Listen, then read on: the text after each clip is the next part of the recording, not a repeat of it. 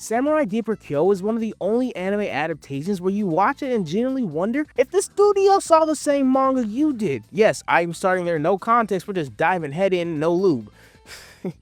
And we are starting there. Because this series isn't just different between versions, it's to such an extent it felt like there was two different teams reading the script and animating it. That's the level of difference I'm talking about right now. Not only is it an original ending, most of the anime might as well be called a fan adaptation, or better yet, filler content. And that's why I decided to talk about it today, because you know what? I like talking about the manga series I really liked back in high school. And these are one of the series I really liked back in high school, until I saw the anime and I was like, you know what? Maybe my taste was wrong and I'm the problem. But you know what?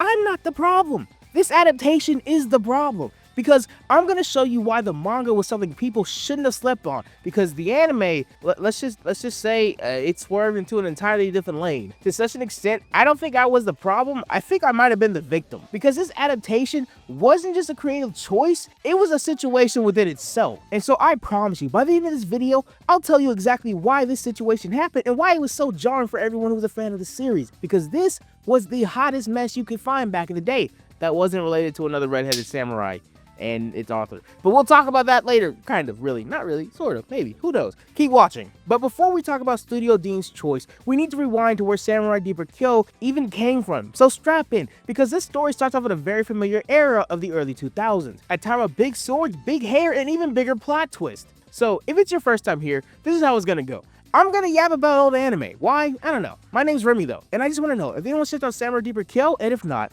let's.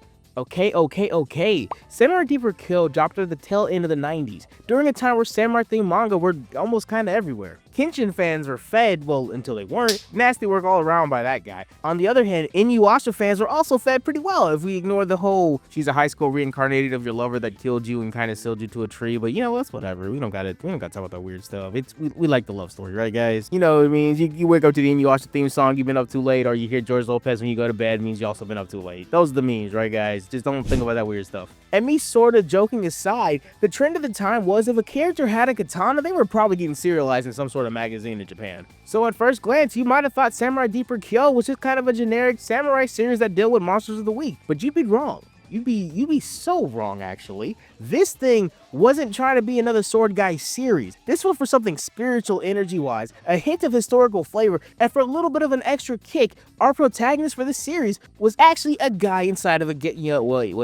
wait, hold up, I can phrase that better. Our protagonist was technically two people. For reference, Yu-Gi-Oh!, Yugi and a Tim. There you go. And you go even further, Jaden and Yubel. That's another reference. I'm gonna do a GX video at some point. But you get the idea. And that's how it carved out its own niche inside that wave of shonen where everything was kind of getting a bit more darker, edgier, and a little bit more unhinged. And I'm talking about comics from the 90s level of extreme and unhinged. And if you know anything about comics from the 90s, is that every comic from the 90s had the word extreme probably brought up at least one time during every pitch meeting, because if you've seen a comic from the 90s, you know the word extreme is like part of its DNA, because it's ridiculous. And don't get me wrong, we had some pretty crazy stuff from the 2000s. Have you seen Invincible back in the day, or The Boys, or comics in general? We were kind of wilding back then with words, but like still, have you seen Lobo or Wolverine from the 90s? They were just making these guys the most extreme quote-unquote characters you've ever seen in your life. But still, the vibe for this show makes sense when you learn about the author. So now it's time to talk about Akimine Kamijyo. So in regards to Akimine, she was the kind of creator who looked at the concept of a samurai battle manga and went, okay, but like, what if the main character had a second personality, who's kind of a crash out, but he's so cool to the point that you ignore that because he's just like really cool. And after she said that, everyone else in the room kind of looked at her and said, go on. So to start off, when it comes to her artwork, in all honesty, it's pretty distinct. Sharp when needed, but also soft when warranted. When it comes to her artwork, Akimine's characters didn't feel like they were just standing there. They felt like they posed because they were aware that someone else was drawing them. And that's honestly pretty cool. But this wasn't her only contribution to the manga space. She would later go on to create Codebreaker, which if you know about it, because that blue flame was pretty nice. Codebreaker video win. I don't know why I keep making these jokes about that. It's gonna happen at some point. But if you have read both series, you can see the through line throughout her work. Cool characters, aggressively violent stakes, and morally ambiguous main characters that happen to have perfect hair, which is a really weird trait, but you know what? They kind of got it. I don't know why. Maybe it's Maybelline. I'm sorry. That was back-to-back bad jokes. I apologize. But understanding the author only gets us halfway there because the creator needed a platform, and Samurai Deeper Kyo didn't drop in just any magazine. It dropped in that magazine, Weekly Shonen Magazine.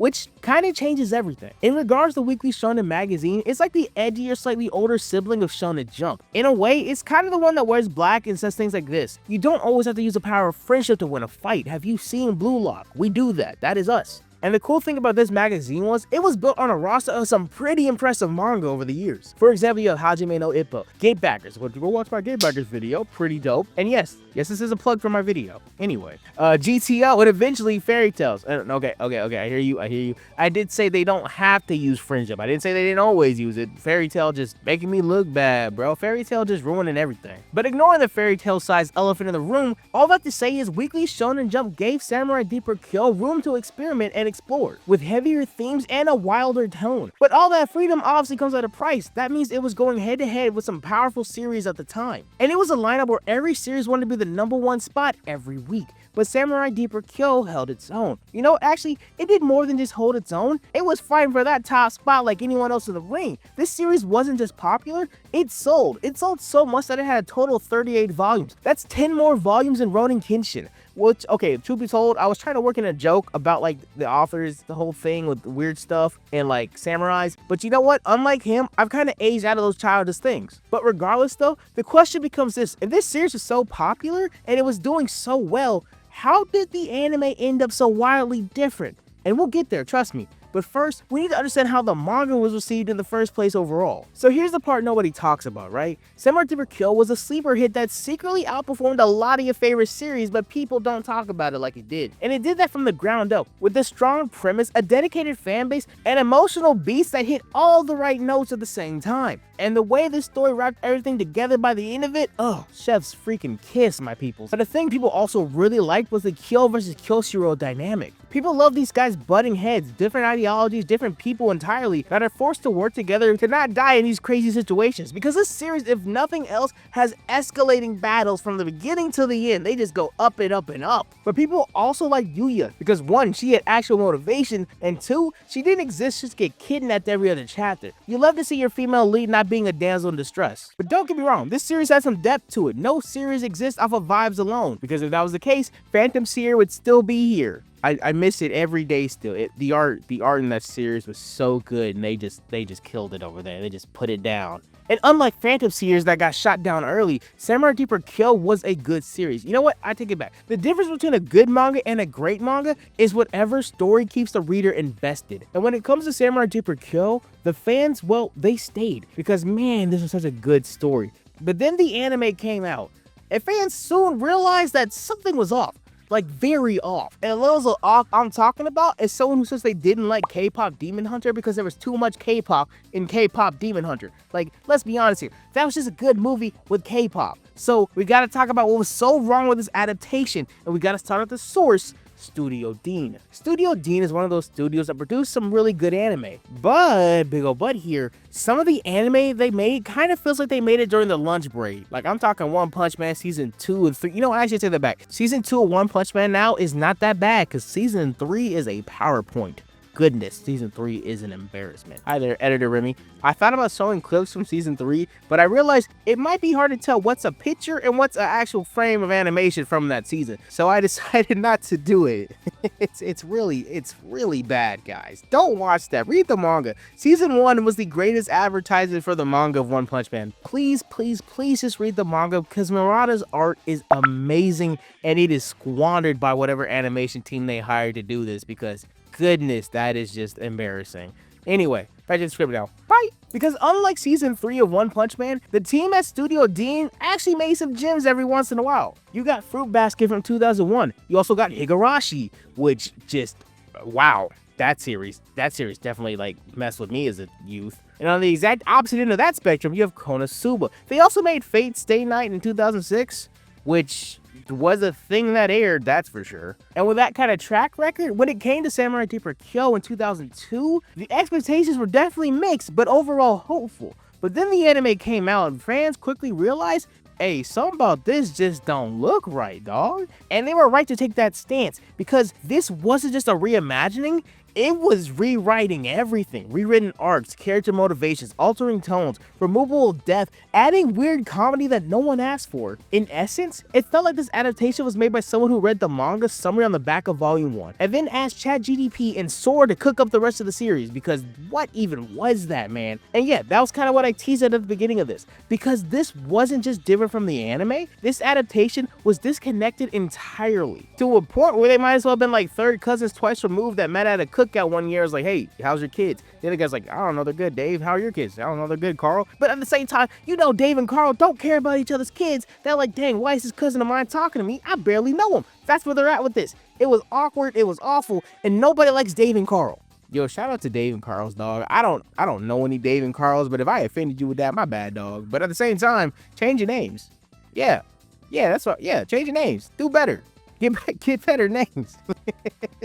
That's so stupid. Whatever. But regardless, that wasn't even the wild part. Because the dumb thing is, the story they should have just adapted was actually pretty good. Which brings us to the heart of the series right now, the story. So our story begins with Samurai Deeper Kyo right after the battle of Sekigahara, where we're introduced to the kindest man in the series, Kyoshiro, who is a kind-hearted traveling medicine man who just goes around Japan treating people. Pretty nice guy. Unfortunately, my man is on Dr. Jekyll to Mr. Hyde timing because inside of him is the demon-eyed Kyo, a legendary murderer sealed inside of him. And yes, inside of him, like the world's nicest hot pocket, but inside of that hot pocket is like evil tomato sauce in it. Like specifically, Kyo would be the tomato sauce right after the microwave levels of evil equals hot. I don't know why I'm using Hot Pocket as an analogy. Yo, I might just be hungry, dog. That is some really big back energy of me, but like, whatever, man. So with our protagonist established, the plot becomes this: one giant road trip to get Kyoshiro's body back from Kyo and get Kyo back into his own body, which is pretty interesting. But here's the twist. This series, this journey, isn't all about power. It's about identity and it's about the truth. It's about figuring out which version of yourself deserves to be the one in control. And I can't forget about Yuya, the female lead, who joins the adventure with her own reasons, but like, they're pretty valid reasons. But throughout this journey, allies and enemies show up to either join the crew or try to take Kyo's neck. And the story only gets deeper from there, because after the introduction of the Mibu clan, because things only escalate more and more, because we straight up become mystical sci-fi territory with samurais. Because when the battle dolls get introduced, things just kind of like, oh, we're just going. We're just rocket ship out of here. All right. But if you want the real story, if you want the full story, go read the manga. You know what, honestly, let me say it for the people in the back, go read the manga, because please, on everything holy, do not touch that anime. Just pretend the anime doesn't exist. I promise you, the black and white images in the manga will not hurt you. You can read it. I believe in you. You have the power of having two working eyes. Please just go read the manga. just read the manga. You know what, on second thought, go watch the anime, because if you watch the anime, it's gonna make you just want to go read the manga. So you know what, if you want to watch the anime first, go do that. And when you get tired of it being horrible, go read the manga. You'll have a great experience by comparison. And with that done and dusted, that brings us closer to the end of this retrospective. But before that, let's talk about some extra media. Okay, so when it came to Samurai Deeper Kyo, it didn't get OVAs or a movie, which is sad, but also shouldn't be surprising at all because it couldn't even get its anime right. But it did actually get video games, 2 of them to be precise. A PS2 game and a game for the GBA, both Japan only, but both very early 2000s in the best kind of ways. You also have the generic early 2000s anime care package when it came to extra media, like drama CDs, art books, and even trading cards, because what is a series from the early 2000s without a trading card? But not to mention this, but to totally mention this, right? Surprisingly enough, the trading card came back in 2024. They came back as acrylic trading cards, which is actually pretty cool, so if you have some, I'm jealous. That's right, yeah, I'm jealous of you. Look what you did. You're making me feel bad by having stuff I don't have. Thank you. Now I gotta stop making YouTube videos and cry about it in the corner. Now here I am, in the corner. Okay, I'm out of the corner. Let's end this video, right? Because it's time for that promise I made in the intro. So here it is, the big reveal, the reason why Samurai Deeper Kyo felt like 2 separate stories between the anime and the manga. Okay, editor me, put in a drum roll right here. I know you hate me for asking you to do this, but doesn't matter because that's editor me's problem and not recording me. Haha. So the reason they didn't do it is because they didn't have access to the complete story. Yeah, that's it. Simple. A tale as old as time when it came to older anime. No grand conspiracies. Sorry for the hype. But I wanted y'all to watch the entire video, so I'm not actually that sorry, because when it comes to this series, I genuinely think it needs more eyes on it, because the long and short of it was, I'm pretty sure Studio Deen would have done a better story if they had access to the entire thing, because while the anime was still going on, the manga was still running, so Deen had to improvise, and man, they really improvised. I won't say it's a bad thing, but it definitely wasn't a good one. So if you have seen the anime, that's why it probably feels like a hollow shell of what it should have been. And that's why I wanted to talk about this, right? Because the manga's where the real story lives at. The real emotional beats, the real twist, the real payoffs. So if you want a deeper version of Samurai Kyo, and one that can hit you right in the feels from the stories and its payoffs and everything else that comes with it, read the manga. Because if you couldn't tell by now, sometimes the best adaptations aren't even adaptations at all. They're the originals you circle back to because the anime left you asking the same question I started this video off with. Did they read the same manga I did? And unfortunately, you get the answer from the anime. So if you want the original, go read the manga, guys. It's so worth it. It's a bit long, granted it's 38 volumes, but it's a good time. And what hopefully else was a good time was this video. So hey, I'm Remy. Thanks for letting me check out Samurai Deeper Kyo. I will see y'all in the next one. Don't forget to like, subscribe, and hype the video. I hope all is well. See y'all later. Bye! Okay, hey everybody. New video format. We're cutting down the time. This is like half the length of one of my regular videos as like the last few months. So, I hope this is good. We're gonna try this out for a bit. Also, new set. How cool is that? Y'all don't have to complain about the pants anymore. I hear your comments. I see it. I see all the comments about that. Where's his pants at? These are silhouette, guys. Silhouettes don't even have clothes. They're silhouettes. I gave him a jacket and like a hoodie to be nice.